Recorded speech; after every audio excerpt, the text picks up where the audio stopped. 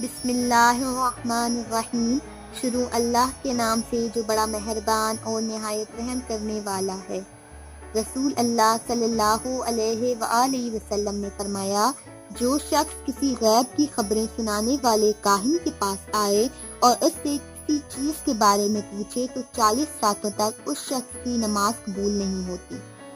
جو شخص روزانہ ہر نماز کے بعد 70 بار یا رحمانو پڑھے گا، اس کے دل سے ہر قسم کی سختی اور غفلت انشاءاللہ دور ہو جائے گی۔ جو بندہ گالی دیتا ہے، اس کی زبان کو درود ابراہیمی 3 بار پڑھ کر ہدیہ کریں، انشاءاللہ گالی دینا چھوڑ دے گی۔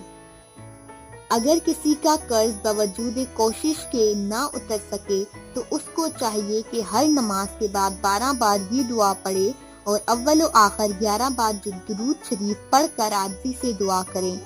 اللہم اکفنی بحلالک عن حرامک واغننی بفضلک عمن سواک۔ 10 قسم کے گناہوں پر شدید قسم کے 10 عذاب۔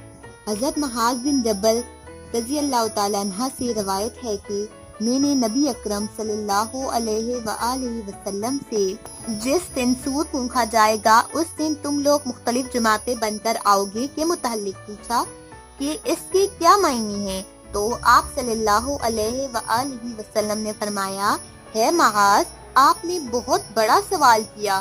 پھر آپ رونے لگے اور پھر ارشاد فرمایا، 10 قسم کے لوگ میری امت میں سے قیامت کے دن اس طرح اٹھائے جائیں گے کہ ان کی شکلیں تبدیل ہوں گی۔ پہلا، بعض لوگوں کی شکلیں بندروں کی طرح ہوں گی۔ دوسرا، بعض خنزیروں کی شکل میں ہوں گے۔ تیسرا، بعض اونٹے منہ چل رہے ہوں گے۔ چوتھا، بعض اندھے اور بہرے ہوں گے۔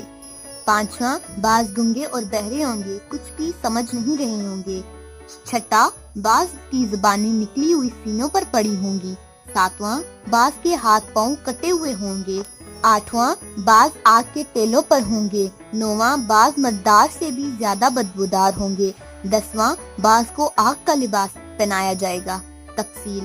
پھر نبی اکرم صلی اللہ علیہ وآلہ وسلم نے تفصیل بتاتے ہوئے ارشاد فرمایا، پہلی قسم وہ لوگ جو بندروں کی شکل میں ہوں گے، یہ وہ ہوں گے جو دنیا میں لوگوں کی چغلخوری کیا کرتے تھے۔ دوسری قسم خنزیروں کی شکلوں والے وہ ہوں گے جو دنیا میں حرام کھاتے رہے ہوں گے۔ تیسری قسم اونڈے منہ چلنے والے وہ ہوں گے جو دنیا میں سود کھایا کرتے تھے۔ چوتھی قسم جو اندھے اٹھائے جائیں گے، یہ وہ ہوں گے جو دنیا میں ظلم کیا کرتے تھے۔ پانچویں قسم جو گنگے اور بہرے اٹھائے جائیں گے، یہ وہ ہوں گے جو اپنے اعمال پر اتراتے تھے، یعنی اعمال کر کے فخر کیا کرتے تھے۔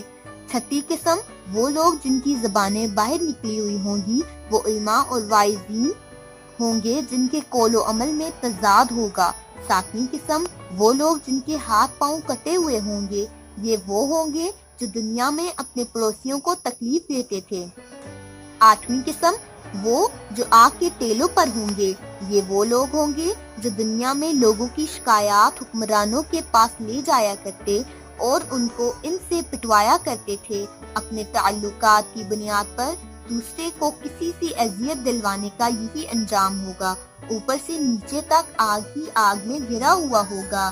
نویں قسم وہ لوگ جو بدبودار اٹھائے جائیں گے، یہ وہ ہوں گے جو خواہشات اور لذتوں میں زندگی گزارتے تھے، اپنی خواہشات پوری کرنے کے لیے واسطہ اللہ کی نافرمانی کیا کرتے تھے۔ 10ویں قسم وہ لوگ جن کو آگ کا لباس پہنایا جائے گا، یہ وہ ہوں گے جو دنیا میں تکبر اور غرور کا لباس پہنتے تھے اور لوگوں کو دکھایا کرتے تھے۔